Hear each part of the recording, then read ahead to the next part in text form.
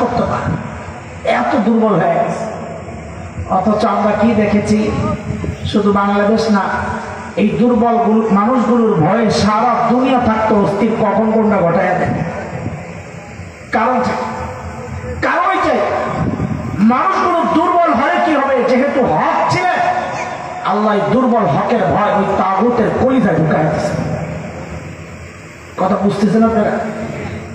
তো বুঝলে আমাদের দুইটা কথার জবাব দেন। আমার সাথে কিন্তু টাচে থাকতে হবে, পড়াশোনাইতে হবে, আগে করে আমাকে মুখস্থ শোনাইতে হবে। আমি মাঝে মধ্যে জিজ্ঞেস করবো পড়া, এই শুনে গেলেন গিয়ে কিছু মনে নাই, এটা হবে না। আমার কিন্তু পড়া মুখস্থ শোনাইতে হবে ইনশাআল্লাহ। পারবেন না ইনশাআল্লাহ? না ডরাই গেছেন আবার?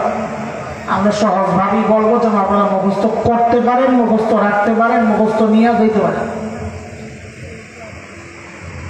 ইনশাআল্লাহ। বলেন তো আমাকে সর্বশ্রেষ্ঠ রাসূলকে?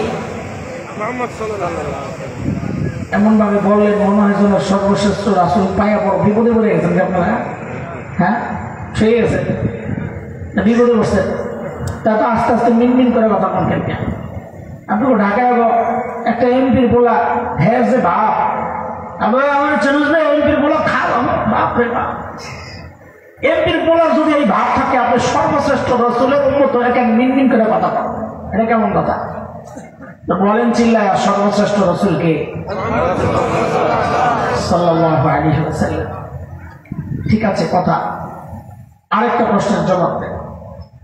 রোগী যদি ছোট হয়, হালকা মাথা ব্যথা, সর্দি, ঠান্ডা, এই রোগীর চিকিৎসার জন্য সে কোথায় যায়? এলাকার ডাক্তার না দেশের সবচেয়ে বড় ডাক্তার? জবাব ঠিক আছে। কিন্তু রোগী যদি বড় হয়, তাও এলাকার ডাক্তার না বড় ডাক্তার? কথা বলে কত বড় রোগী, যত বড় মানুষ ডাক্তারও তালাশ করে তত বড়। যেহেতু আল্লাহ তাআলা নবীদেরকে দুনিয়ায় পাঠিয়েছেন দুনিয়ার অসুস্থ মানুষের চিকিৎসার জন্য, এই অসুস্থতা মানে শরীরের রোগ না, আত্মার রোগ। যেহেতু আল্লাহ নবীদেরকে দুনিয়ায় পাঠিয়েছেন দুনিয়ার অসুস্থ মানুষের চিকিৎসার জন্য, তো বুঝতে হবে আল্লাহ তাআলা সর্বশ্রেষ্ঠ রাসূলকে ওই যুগেই পাঠাইছেন যে যুগের মানুষগুলো ছিল মানব ইতিহাসের সবচেয়ে জঘন্য আর খারাপ মানুষ। কেমনে বুঝলেন এটা? বলে ডাক্তার যেহেতু সবচাইতে বড়, তো বোঝা গেল রোগীও সবচাইতে বড়। বুঝে আসছে না কথা? সেই রোগীদের যুগটাকে ইতিহাসে বলা হয় আইয়ামে জাহিলিয়া, বর্বরতার যুগ। বর্বরতার মাত্রা কত দূর ছিল যে ওদেরকে ঠিক করতে আল্লাহ সর্বশ্রেষ্ঠ রাসূল আনলেন। ইতিহাস পড়লে দেখবেন শরীরের পশম দাঁড়ায় যায়, মানুষ এতটা খারাপ কেমনে হয়।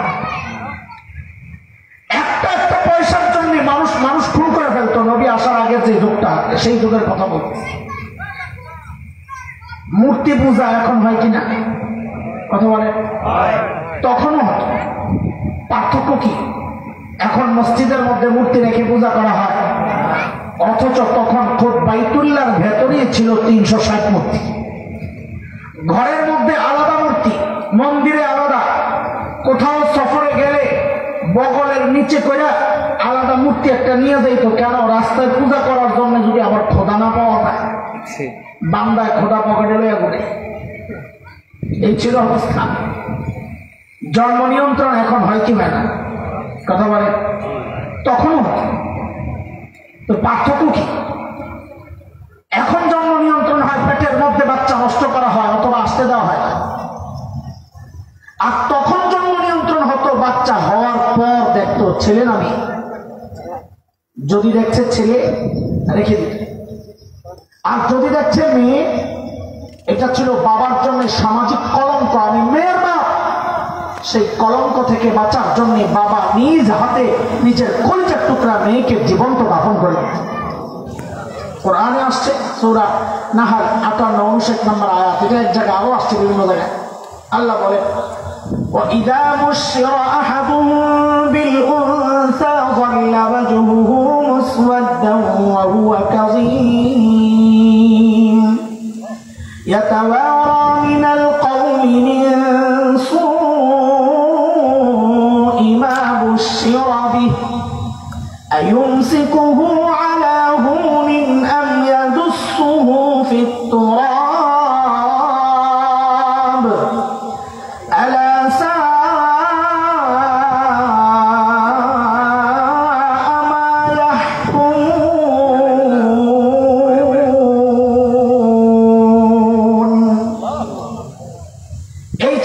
আমাদের সামাজিক অবস্থা। ভাই মনোযোগ আছে? আমি আস্তে আস্তে মূল পয়েন্টের দিকে খুব দ্রুত ঢুকে যাবো, আপনার এই পিছনের কথাগুলো মনে রেখে। মানুষগুলো এতটা খারাপ কেন হয়েছিল যে ওদেরকে ঠিক করতে আল্লাহ সর্বশ্রেষ্ঠ রাসূল আনলেন। আমাদের দারুল দেওবন্দ মাদ্রাসার 50 বছরের উপরের প্রিন্সিপাল হাকিমুল ইসলাম কারি তৈয়ব রহমতুল্লাহি আলাইহি বলেছেন, মানুষগুলো এতটা খারাপ হওয়ার পেছনের মৌলিক কারণ ছিল দুইটা। বলেন কয়টা? মূল পয়েন্ট আলোচনা, এটা মনে রাখতে হবে। বলে মূল সমস্যা কয়টা ছিল? বলেন সবাই। এক নাম্বার জাহালত, অজ্ঞতা, লেখাপড়া জানত না মানুষ। দুই নাম্বার চারিত্রিক অধঃপতন।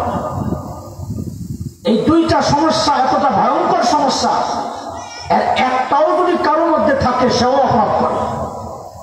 যেমন একজন ইঞ্জিনিয়ার, সে শিক্ষিত না মূর্খ? বলেন তো। অথচ বাংলাদেশের মানুষ কি দেখলো? ইঞ্জিনিয়ার সব কামের টেন্ডার পাইয়া ওই ছোট ছোট কালভার্ট বানায়, ব্রিজ বানায়, যে রডের বদলে পাশ ঢুকায় গেছে। ও জানতো না এখানে রড ঢুকাইতে হয়। যুবক কথা কও, জানতো না রড ঢুকাইতে হয়। জানার পরও ওই আকামটা কেন করলো? ওর চরিত্র খারাপ। একটা না থাকলেই মানুষ, একটা সমস্যা থাকলেই মানুষ অপরাধ করে। আর ওই সময় আরবদের না ছিল লেখাপড়া, না ছিল চরিত্র। এই দুই মৌলিক সমস্যার কারণে মানুষগুলো এতটা খারাপ হয়ে গেছে। বলে সমস্যা কয়টা? এক নাম্বার মূর্খতা, দুই নাম্বার চারিত্রিক অধঃপতন। মৌলিক এই দুই সমস্যা ঠিক করার জন্য, সমাধানের জন্য, শুদ্ধ করার জন্য আল্লাহ সুবহানাহু ওয়া তাআলা সর্বশ্রেষ্ঠ রাসূলকে মৌলিক দুইটা দায়িত্ব আর মিশন দিয়া, সমাধান দিয়া আল্লাহ তাআলা আমার নবীকে দুনিয়ায় পাঠায় দিয়েছেন। আবার পেছনের পড়া আমাকে শোনার মৌলিক সমস্যা কয়টা? মনে রেখেন একটা কথা, কিয়ামত পর্যন্ত সমাজে যত সমস্যা আসবে, এই সব সমস্যার পেছনের মৌলিক সমস্যা এই দুইটাই। এক হচ্ছে হয় লেখাপড়া নাই, অথবা চরিত্র খারাপ। সমস্যা দুইটা, সমাধানও আল্লাহ পাঠাইছেন আমার নবীর মাধ্যমে। বলেন বলেন দুইটা, বলেন আবার বলেন সমস্যা কয়টা? সমাধান। সবাই বলেন তো, এটা মূল পয়েন্ট আমাদের। সমস্যা কয়টা? সমাধান। আল্লাহর হাবিব নবুয়ত পেয়ে ঘোষণা দিলেন, ইন্নামা বুইসতু মুআল্লিমা বুইসতু লিউতাম্মিমা মাকারিমাল আখলাক।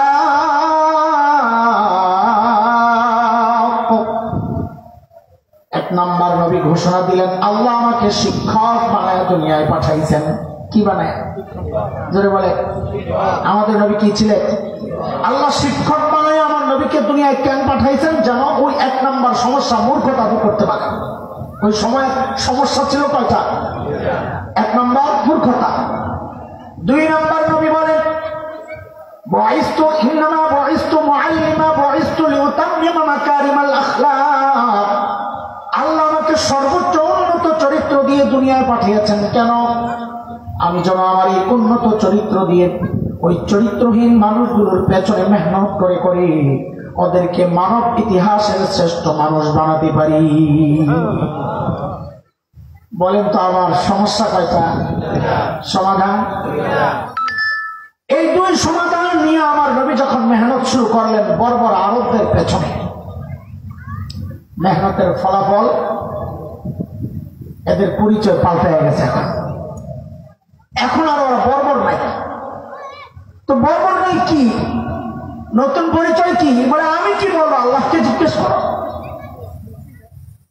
মালিককে জিজ্ঞেস করো। মালিক ওই বর্বর আরবদের পেছনে নবীর মেহনতের পর ওই বর্বর আরবদের নতুন পরিচয় কি হয়েছে একটু জানায় দেন।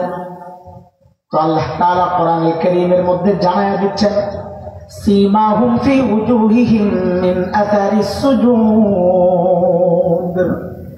ওদের চেহারার মধ্যে সেজদার চিহ্ন পাইবা। বলে সেজদার চিহ্ন তো বাহির দিয়া, তার মানে বাহিরে ফিটফাট, আবার ভেতরে সদরঘাট কিনা? আল্লাহ তাআলা বলেন, না না, আমার নবীর সাহাবীরা বাহির এক নাম্বার, ভেতরে এক নাম্বার। বলে ভেতরে এক নাম্বার আমরা বুঝবো কেমনি? তো আল্লাহ জবাব দিচ্ছেন, তোর বোঝার দরকার কি? আমি ওদের কলবের পরীক্ষা নিয়েছি, আমি দেখেছি ওই পরীক্ষায় ওরা পাস। আল্লাহ বলেন উলাইকা আল্লাযীনা ইমতাহানাল্লাহু কুলুবাহুম লিত্তাকওয়া লাহুম মাগফিরাতুন ওয়া আজরুন আযীম।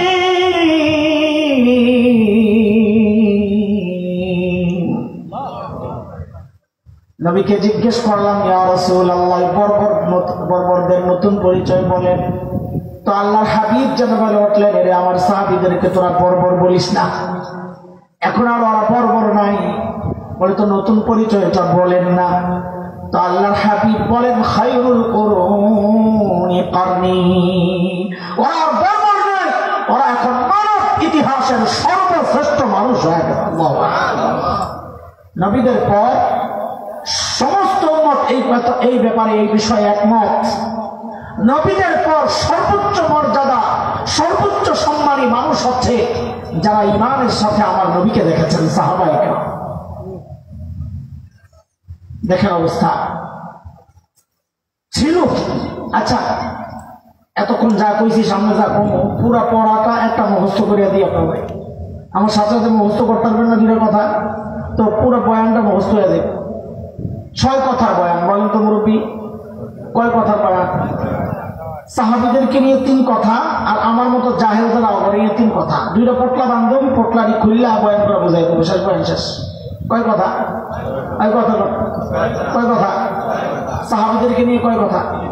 হ্যাঁ, আমার সাথে সাথে বলবেন, আমি যা বলি তাই বলবেন, তাহলে পড়া মুখস্থ থাকবে। আমি গিটটা লাগাই দিতেছি, একদম পোটলা বাইন যাবে না, পড়াটি করে লয়ে যেতে পারবে। বলেন আমার সাথে সাথে, ওরা ছিল কি? কেউ বলে আরে জবাব দিয়েন না, আমি যা কই তাই কর। বলেন ওরা ছিল কি? অবাক হওয়ার মতো একটা ভাব নিয়ে বলেন, হইল কি? আবার বলেন ওরা ছিল কি? হইল কি? মাঝখানে ঢুকলো কি? কথা কয় না। আরে না পড়লে তো বড় মুখস্থ হইব না। সবাই আওয়াজ দিয়া বলে, মাদ্রাসা দিছি না আমরা, তো আপনার করে দিয়ে শুরু করি না পড়া, অসুবিধা কি? বলে ওরা ছিল কি? ওরা মানে কারা? সাহাবায়ে কেরাম। ওরা ছিল কি? বলেন ওরা ছিল কি? অবাক হওয়ার মতো একটা ভাব নিয়ে বলেন, হইল কি? মাঝখানে ঢুকলো কি? কথাটা আগে বুঝেন তো, বলতে মজা লাগবে। ওরা ছিল কি? ছিল মানব ইতিহাসের সবচাইতে খারাপ মানুষ। হয় না এই কথা আপনি বারবার কোথেকে বলেন? বল হিসাব মিলাও। ডাক্তার যেহেতু সবচাইতে বড়, তো বোঝা গেল যাদের চিকিৎসার জন্য পাঠানো হইতো ওরা রুগীও ছিল সবচাইতে বড়। হিসাব মিলে না? মিলে না। তো ছিল কি? সবচাইতে খারাপ। হইল কি? সবচাইতে ভালো। আরে আশ্চর্য, সবচাইতে খারাপ মানুষগুলো সবচাইতে ভালো মানুষ হয়ে গেছে, কি করে সম্ভব? ক্লাসে যে ফেল করে, সে ভালো করে পরিশ্রম করলে সামনের বছর পাস করে, কিন্তু 1 নম্বর পায় না। এখানে তো তাই ঘটছে। ফেল করা ছাত্রগুলো কিসের ছোঁয়ায় হঠাৎ করে এত পরিবর্তন যে সর্বশ্রেষ্ঠ মানুষ হয়ে গেছে? আল্লাহ বলতেছেন, নবীও বলতেছেন। মাঝখানে কি ঢুকছে? বলে মাঝখানে কোরআন আর কারীম ঢুকছে। কি ঢুকছে? এবার আবার মিলাইয়া বলেন তো মজা পাইবেন। বলেন ওরা ছিল কি? হইল কি? মাঝখানে ঢুকলো কি? মনে থাকবে তো ইনশাআল্লাহ। আচ্ছা, এখানে একটা পোটলা দিয়ে গিট্টু লাগাই দেন, পরে আয়া আবার গিট্টু খুলে আবার বোঝাইয়া দিব কয় কথা ঢুকছে ভিতরে।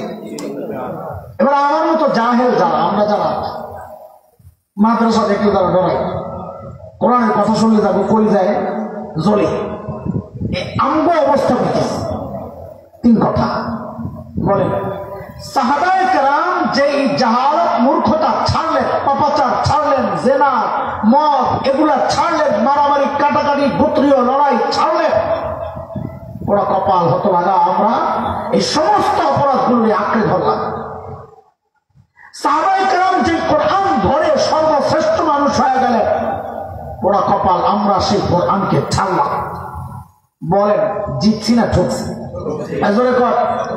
এটা আমাদের আফসোস না করবো? তাহলে আমাদের 3 কথা এবার কয়ালাম। বলেন আমার সাথে সাথে, ধরলাম কি? আফসোসের সুরে বলেন ছাড়লাম কি? আবার আবার ধরলাম কি? ছাড়লাম। এরকম হাত ওঠান, মুনাজদের মতো হাত ওঠান সবাই। সবাই উঠেছে, কপালে একটা জোরে বাড়ি মারার বলেন আহারে করলাম কি? না না, আহারে আমার পছন্দ হয় না। এমন ভাবে আহারে করবেন যেন কলিজা পোড়া গন্ধ বাইর।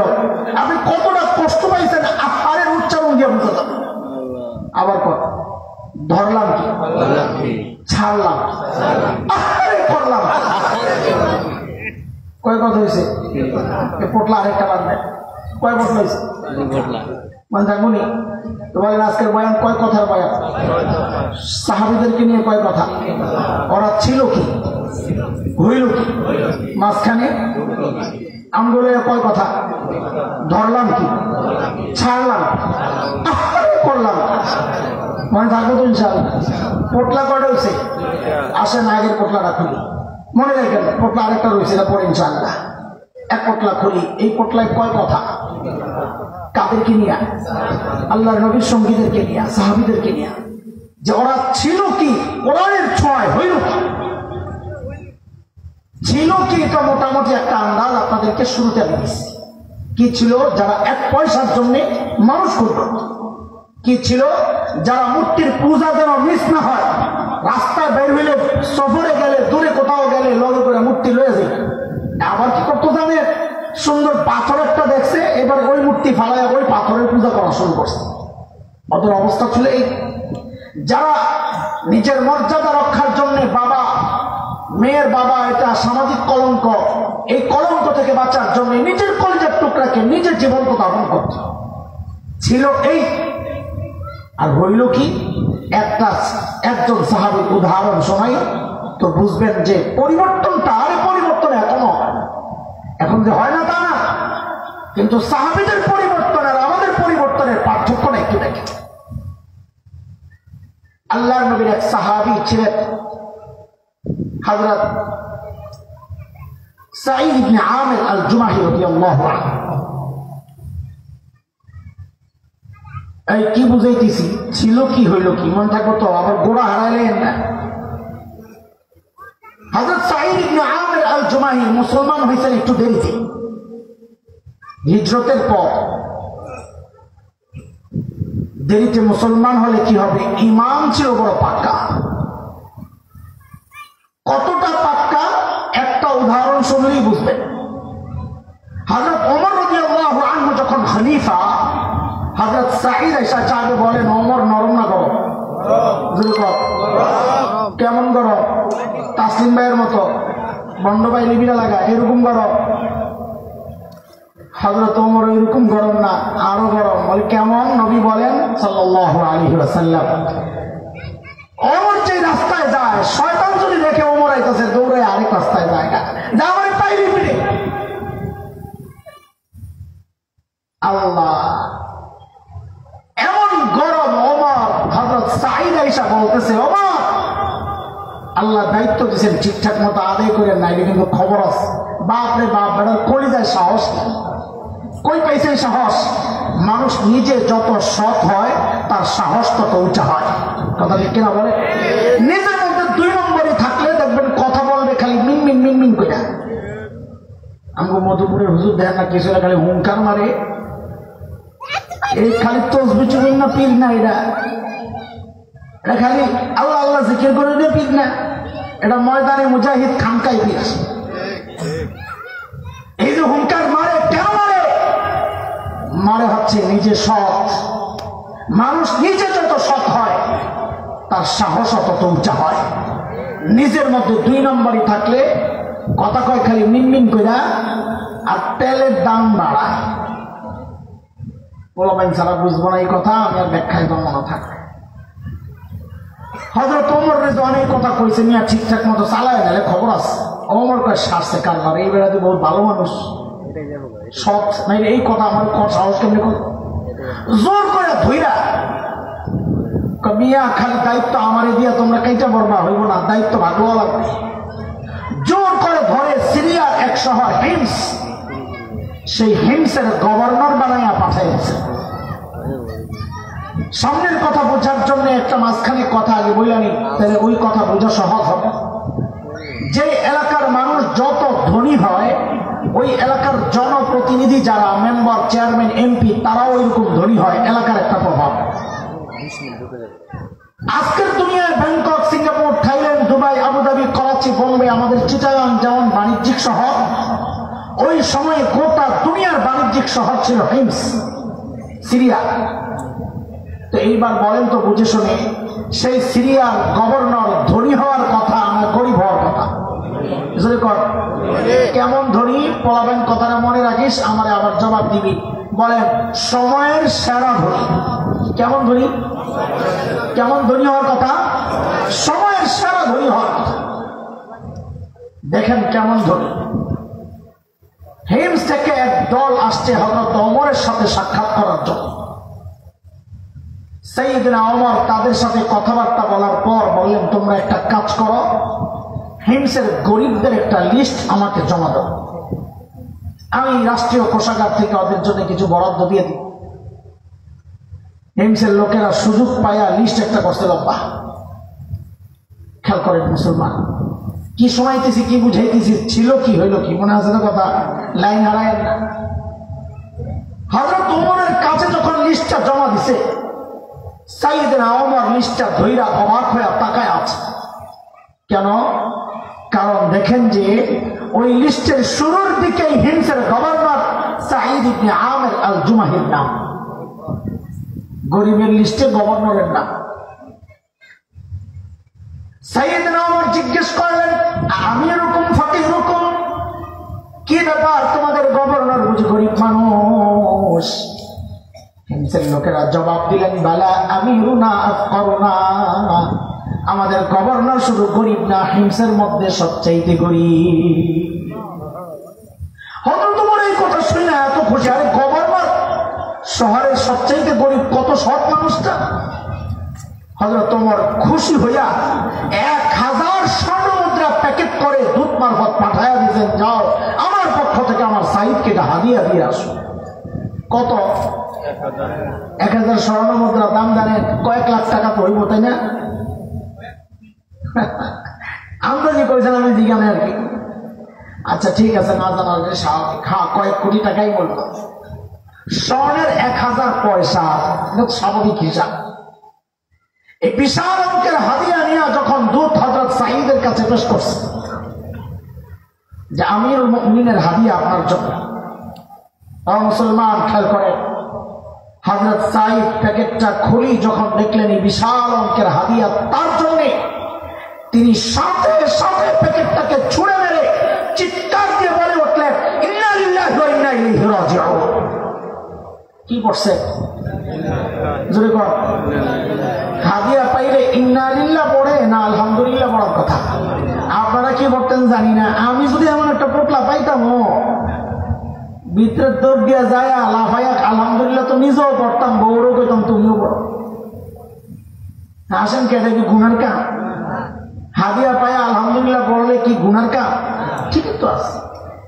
কিন্তু আল্লাহর নবীর সাহাবী আলহামদুলিল্লাহ পড়া পড়ছেন কি পড়ছেন? এমন ভাবে ইন্না লিল্লাহ পড়ছেন, বউ তো ভেতর থেকে ডরায় গেছে, আরে আল্লাহ মদিনা থেকে দূত আসছে, না জানি কোন দুঃসংবাদ নিয়ে এসে আল্লাহই জানে।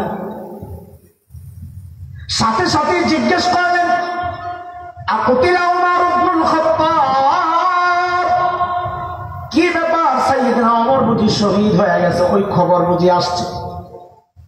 হযরত সাঈদ বলেন, না, ঘটনা তা না, বরং তার চেয়েও মারাত্মক।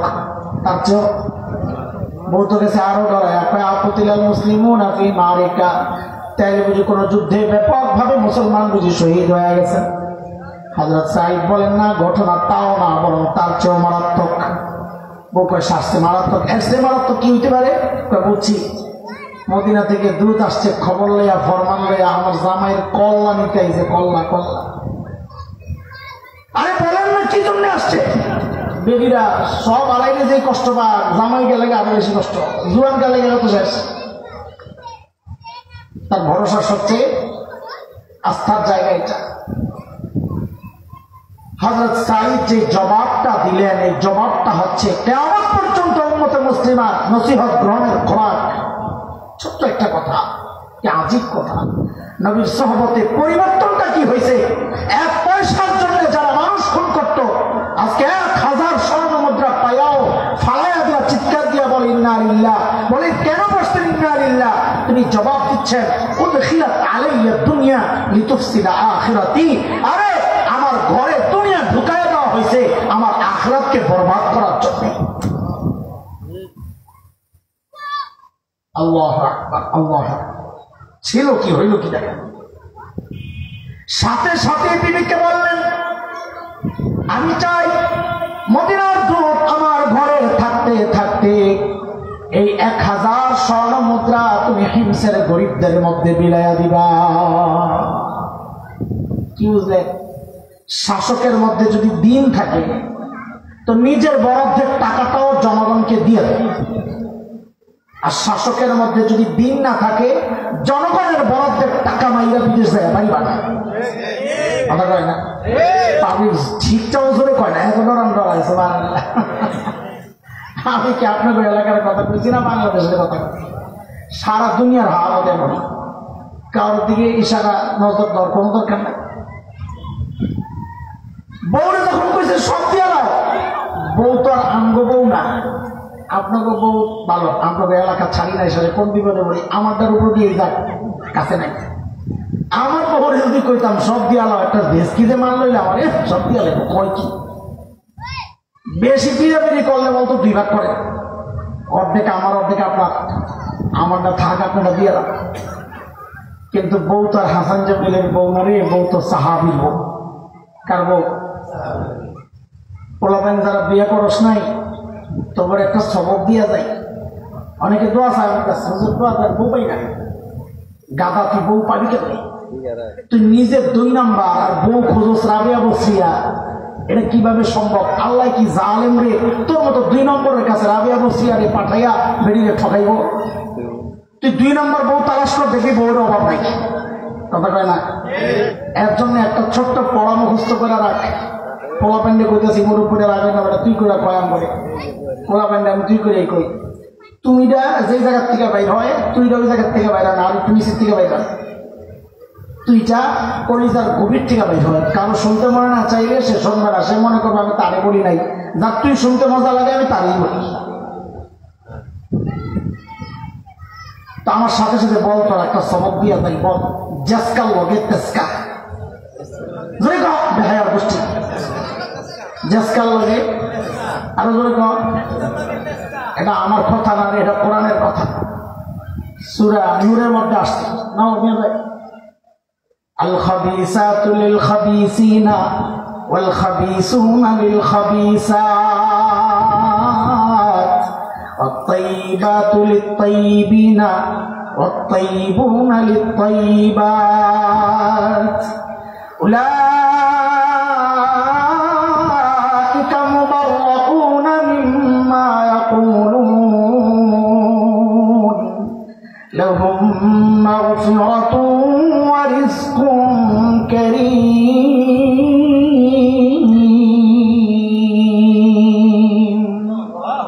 এই পুরো আয়াতের সংক্ষেপ তর্জমা যদি করি তো এটাই বেরিয়ে জেসকাল লগে তেসকা।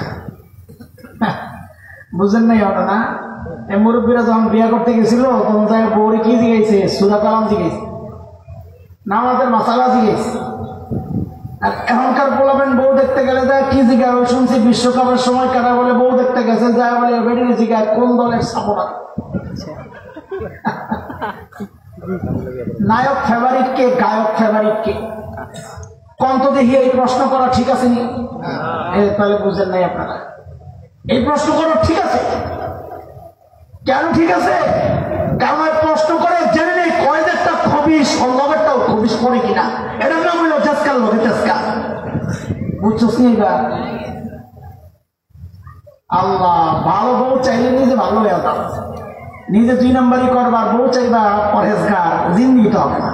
এটা হলো আমার বলার মূল মাকসাদ। হযরত সাঈদ যখন বললেন সব দিয়া দাও, বউ তো আল্লাহ সাহাবীর লগে বউ মিলাইছিল, জেসকাল লগে তেসকা। বউ হুকুম পায়া সাথে সাথে নিয়ে সব দিয়া দিল। মদিনার দূত এই কারবার দেখা অবাক হয়ে রয়েছে, আরে কই আসলাম, এরা মানুষ না ফেরেশতা। দ্রুত ফেরত গেছেন মদিনায়। যা হযরত ওমরকে যখন সব শোনাইছে, এখন ওমরের খুশিতে কেমন লাগে, এত সৎ আমার অধীনস্থ কর্মকর্তা, খুশি হযরত ওমর এতটা খুশি হয়েছে, সাথে সাথে বললেন এই কাফেলা রেডি কর, আমার সাঈদকে দেখতে যাব। আয় ভাই, মদিনা থেকে সিরিয়া বহুদূরের রাস্তা, চাইলেই দূর মারা যায় না, চাইলেই দূর মারা যায় না। এই যুগ না যে পাসপোর্টের মধ্যে ভিসা লাগানো আছে, বন্ধুর কাছে ট্রাভেলস ব্যবসা করে, মেসেজ পাঠাইছেন, ছবি পাঠাই দিয়েছেন, একটা টিকিট পাঠাই দিছে মোবাইলে, এয়ারপোর্ট নিয়ে কাউন্টারে দেখাইছেন, ওরা বোর্ডিং পাস দিয়ে দিছে। এটা ওই যুগ না, যে যুগে দূরের সফরের জন্য অনেক প্রস্তুতি দরকার। কিন্তু হযরত